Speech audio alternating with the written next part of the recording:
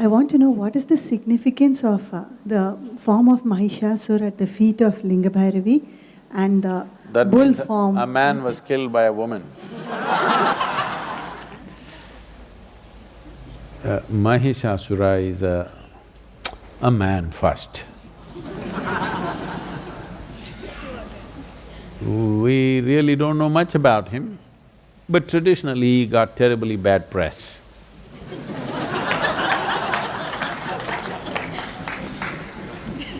So he was supposed to be bad.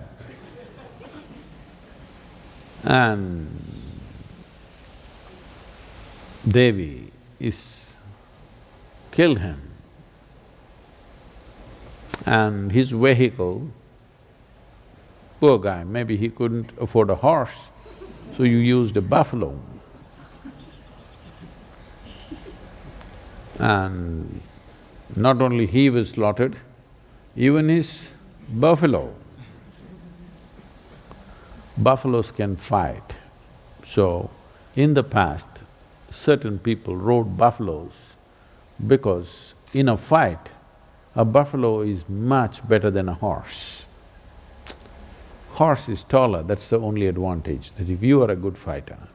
But buffalo, if you train them well and if you keep them well nourished, they can rampage through crowds.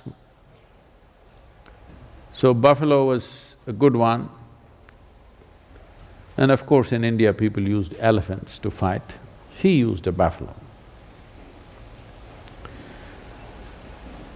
This imagery has continued just to indicate that the bestiality in a man, the beastly nature, the animal nature in a man, because you didn't drop from heaven as some people believe, you evolved.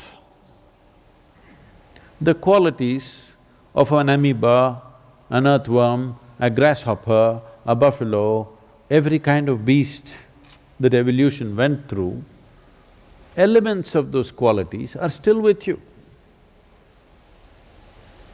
Yes, sir, you know. They're still with you.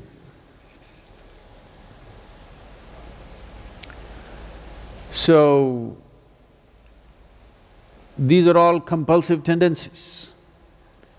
Even modern neurology recognizes that one part of your brain is that of a reptile. There's a reptilian brain, which is approximately the size of your fist. So, the evolutionary process, the modern neurology recognizes that there is a part of your brain which is reptilian. That means it's at that stage of development, which is instinctive and does things in a certain way. But over that, a flower of cerebral cortex evolved. If you function out of this, which is a happening, which happened after human spine became erect. After the human spine became erect, the outer flower developed, which is what makes you human, which is what gives you thoughts about universality of the existence, which is what gives you an idea that everything is one, which is what allows you to be a scientist, this is what allows you to be a spiritual seeker. But if you go back to this, all you have is instincts of survival. So the entire process, the human effort through education, through spiritual process, through meditation, everything is to move away from this and function from the outer dimension, which is a more recent happening, but this gives you a sense of seamless way of approaching life. If you go to the reptilian brain of who you are, fixing boundaries is all that you know. So whenever you are having problems with people around you, always wanting to fix your boundaries. This is mine, this is yours, my space, my air, your air. When it comes, you must know you gotten here. Now the spiritual process, the yogic dimension is looking at how to make this, because if you function only from one aspect of your brain, it'll work, but not enough, you're not using all of it.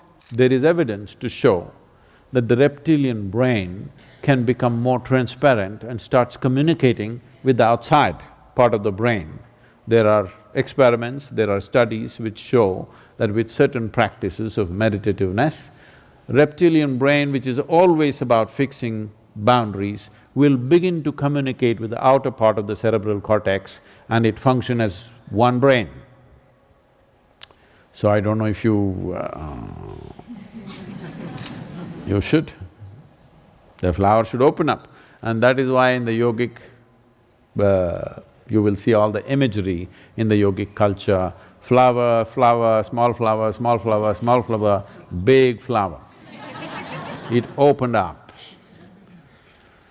If it opens up, now human intelligence is functioning in a very unifying way, not in a divisive way, not in a way that you will become exclusive, you will become inclusive. Inclusiveness is not a philosophy.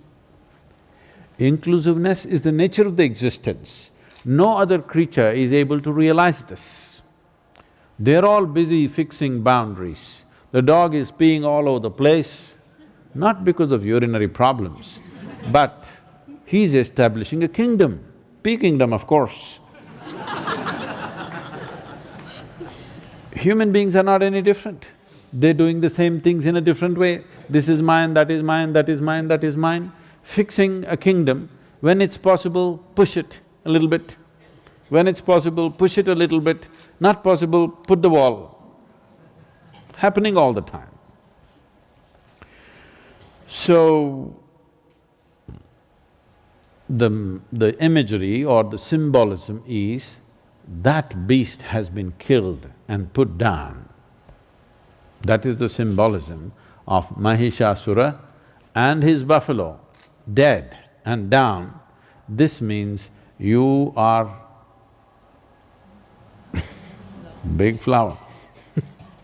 The symbolism is also this, that when masculine exists by its own nature, it naturally lives instinctively.